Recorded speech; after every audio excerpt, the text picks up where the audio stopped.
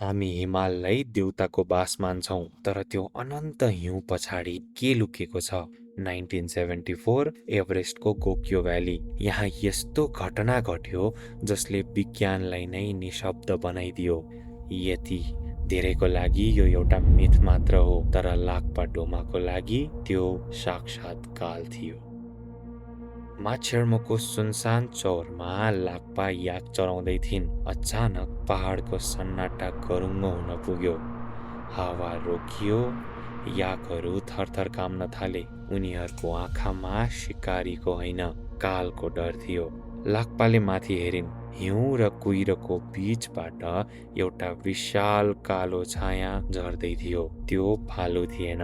त्यो छायाले लाक्पालाई सुकेको पात जस्तै उचालेर हिउँमा पछार्दियो। उनी अत्ताउँदै आफ्नो ज्यान जोगाएर गाउँ भागिन्। स्याँ स्याँ गर्दै उनले गाउँलेहरूलाई सुनाइन्, त्यो भालु होइन, त्यो कुनै अलौकिक शक्ति हो र उसलाई हाम्रो याक चाहिएको छ। पुलिसले कुरा काट्दै भन्यो, डरले भालुलाई राक्षस देख्यो होला। तर जब पुरै हुल त्यो चौरमा पुग्यो, त्यहाँको शून्यताले सबैको रौँ ठाडो पारिदियो।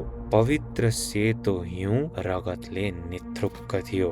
होस त तब उड्यो जब सबैले एउटा विशाल याकलाई देखे, जसलाई साधारण मान्छेले हल्लाउन पनि सक्दैन। त्यसको टाउको पुरै बाङ्गिएको थियो। कुनै घाउ होइन, बस एउटा भयानक स्न्याप। पुलिसले डर लुकाउँदै भन्यो, जनावर आपसमा लडे होलान्। तर लाक्पाले काटेर सोधिन्, के आपसको लडाईँमा कुनै जनावरले आफ्नै प्रजातिको टाउको यसरी चटक्कै बङ्गाउन सक्छ?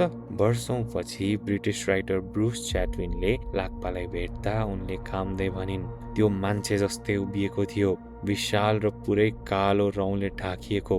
आज 50 वर्ष बित्यो। विज्ञान यसलाई अहिले पनि मिथ मान्छ, तर माछेर्मोमा राति हावा सुसाउँदा मान्छेहरू आज पनि ढोका खोल्न डराउँछन्। सोच्नुस् त, त्यो अनन्त हिउँको पर्दा पछाडिबाट कोही आज पनि हामीलाई हेर्दैछन्।